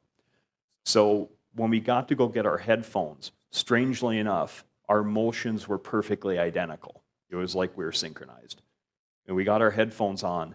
We proceeded to track each other throughout the tour, just kind of avoiding each other but keeping each other in sight, until we got to the mock-up of where they say Oswald was supposed to be. And it happened to be that I was talking to a couple, like, it got to the end of the tour and they had the mock-up, but they had it where at the mock-up, that was the point where the tour ended, so you could talk to people at that point. And I got to that, and I'm looking at it, and about the time I really started to look at it and talk to the person that was next to me, since I could do that now, I turned and looked, and the guy was gone. So it looks like maybe at some point that technology will be developed. And I'm estimating that probably we'll have something in place probably in the next 8 years. Yeah, 5 to 8 years. And there's a couple of spins on that as far as how we might achieve that. So I'll go into that part of it. There's something called brainwave entrainment. And brainwave entrainment tends to sync your brainwave frequencies up to specific frequencies. Now, we know from psychological research, military among others, that certain frequencies will trigger certain mental states in people. Like if you want someone to be highly psychic, there's a certain frequency shift that you do, and you can do that with sub-audio sound. And there's a number of other things like that that can be done. And so we know of a program that's out there that allows us to create these brainwave entrainment frequencies. And really the best way to do something like this would be to have some sort of feedback, you know, feedback system. And so what I've been thinking about was some way to monitor activity within the brain to know whether you hit that frequency or not. And then to be able to produce a cue. And so what I was looking at was I was looking at 6 sensors, probably electromagnetic, not direct contact or capacitive, and then doing a scan of certain areas of the brain to see whether you met those requirements. And recently I purchased a kit for an Arduino. An Arduino has 6 A to D converters, which just happens to match the 6 areas that I was looking at. And then on a recent Ancient Aliens, I think they were talking about the alien brain, and they said that a functional MRI has shown that no matter what language you speak, when you see a chair, the same areas light up in your brain as someone that speaks a different language from you. So brain communications doesn't matter depending on language. And so by getting some of that as a feedback, we may be able to achieve it. Okay, so back to the sensing brain waves after entrainment. Yeah. You could do that with an electroencephalograph, You could. but I suppose you want How big is your electroencephalogram? We're looking at something that's the size of a baseball cap. Okay, There's definitely some evidence that we've had some success with where we haven't really needed direct contact with the body to cause it to happen. So we played with brainwave entrainment before. I've got a set of fractal images that I color cycle that I use for brainwave entrainment for the kids that I had for Odyssey of the Mind, so that they'd be more creative. I have an experiencer case which I checked out a few years ago, and in this case, this individual reported that he was taken aboard a craft and that a circular device was placed near his head, which put him in contact, put his mind in contact with the mind, quotes, controlling the craft. Yep. And this man's stories were so very interesting that I documented them. I asked him to write a book. I'd like to see that information. And that book, this is a shameless plug, and I would only tell people in this room generally about it because most people who read this book will believe very few words in it. The title is Extraterrestrial Odyssey, and it's available on lulu.com. So it's wild, but this man who told me the stories is quite a man. Thank you. could I make a comment on your book because I've read it? Yes. My cabin, where I actually assembled all the formulas and read Steinmetz's work, it's actually a few miles from where that sighting was. It's actually in Bagley, Minnesota. So kind of an odd coincidence, if you will.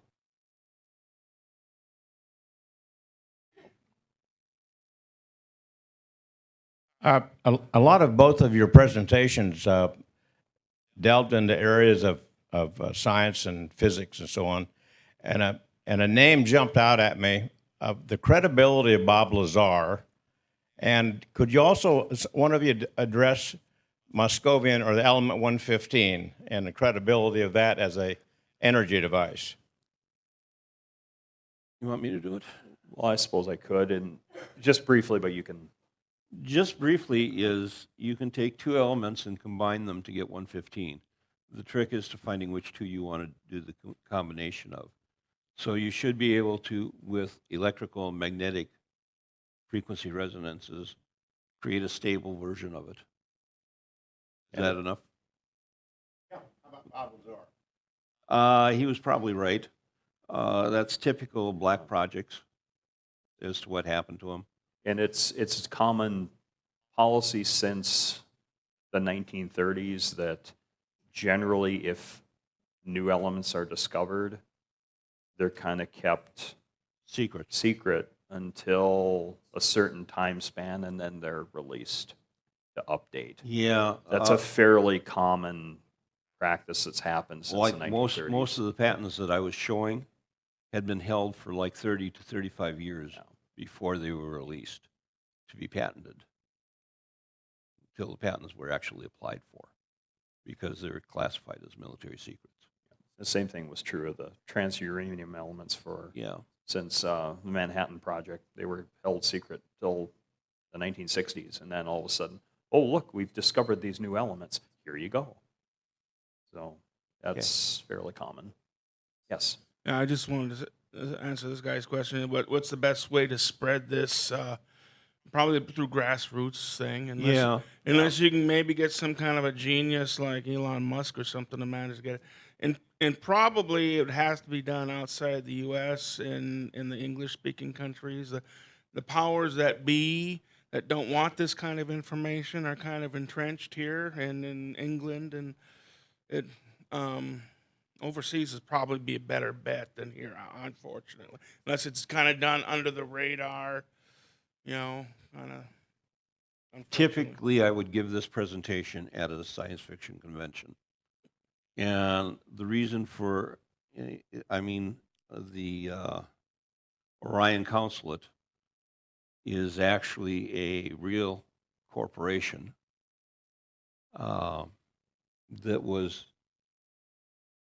fought for and won in Canadian court, world court, against Paramount. And I know the people who have it, and so they said, well, okay. And so we do that as a thing to make it science fiction. A lot of your books that you see, like William Tompkins' books, Selected by Extraterrestrials, are framed in that same way. And like Tom Pauls would tell me that, we discussed his book endlessly, How to Build a UFO and Other Endeavors in Theoretical Engineering. And the thing was that, first off, the editor that he had supposedly died 20 years before he submitted the book for publication. A number of formulas and facts were changed in the book so it would be published. And then it was published. So if you knew the actual formulas that should be there, then it made sense. But following the formulas that were in the book to mislead you, it didn't make sense. And so we run into that type of thing a lot. Even with U.S. patents, when I was going through the patents, you had to understand the technology of the time the patent was actually worked on and what they could use to understand what you were reading. It's something that was common practice back in the 1800s. We'd go, what the hell is that today? Because it made no sense. Like cat's whiskers. Yes.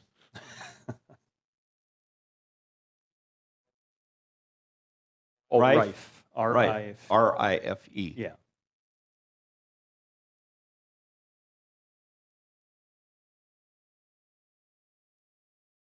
Anything else? Got half an hour yet if you want. We tried to push this through as fast as we could. Like I said, my original presentation was 2 hours, and I've added an hour to it, so you got that in 45 minutes. I wanted to ask, I'm familiar with some information on like wasp nest with a six-sided physical structure, and that emits a certain energy, and I'm not remembering what the name of it's called, but does that relate to any of this that you're talking about, or do you know about that Russian work? Not right offhand. No. No. Oh, sorry. Oh, okay. I wrote a paper on the frequency of the Earth, and it was published by PACE, Planetary Association for Clean Energy, and they were funded by the UN, and so it was published in there. So I got a lot of letters from Russia asking me to come over and fix the power plants in Kazakhstan, and I refused to do any of that type of work. I just didn't want to. I had to take the letter to my brother-in-law to have it read because it was all in Russian.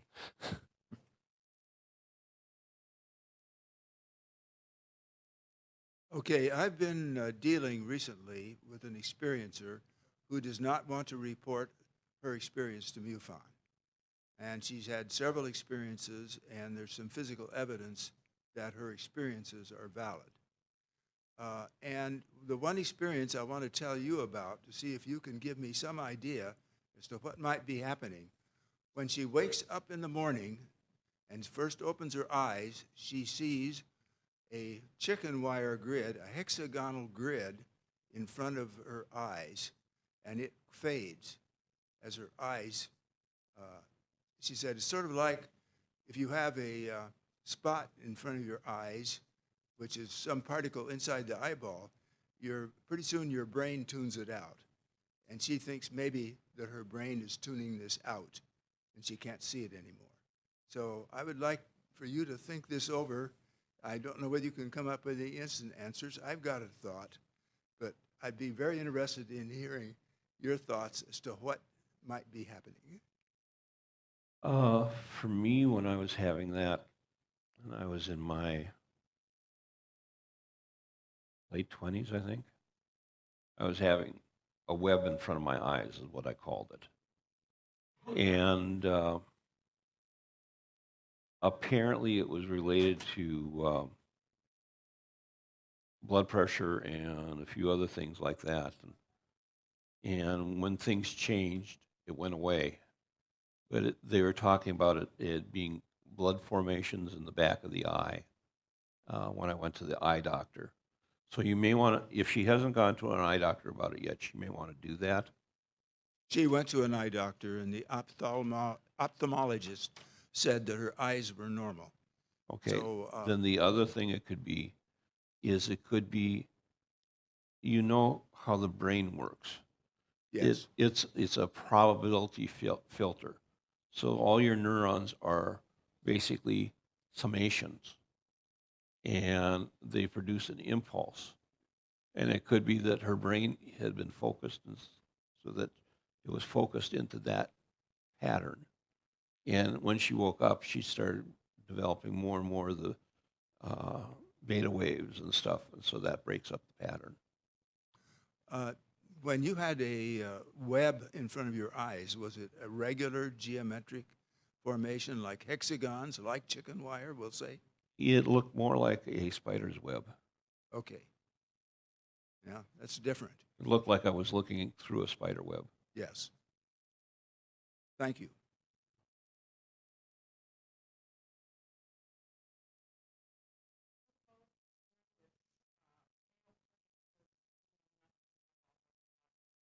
Tinnitus? Yeah.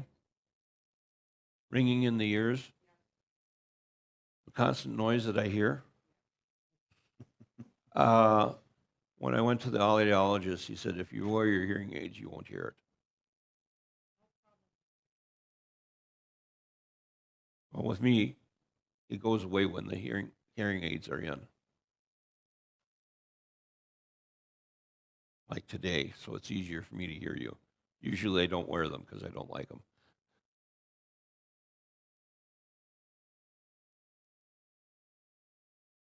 Oh, we're tired, huh? You guys want a break? Call it a day?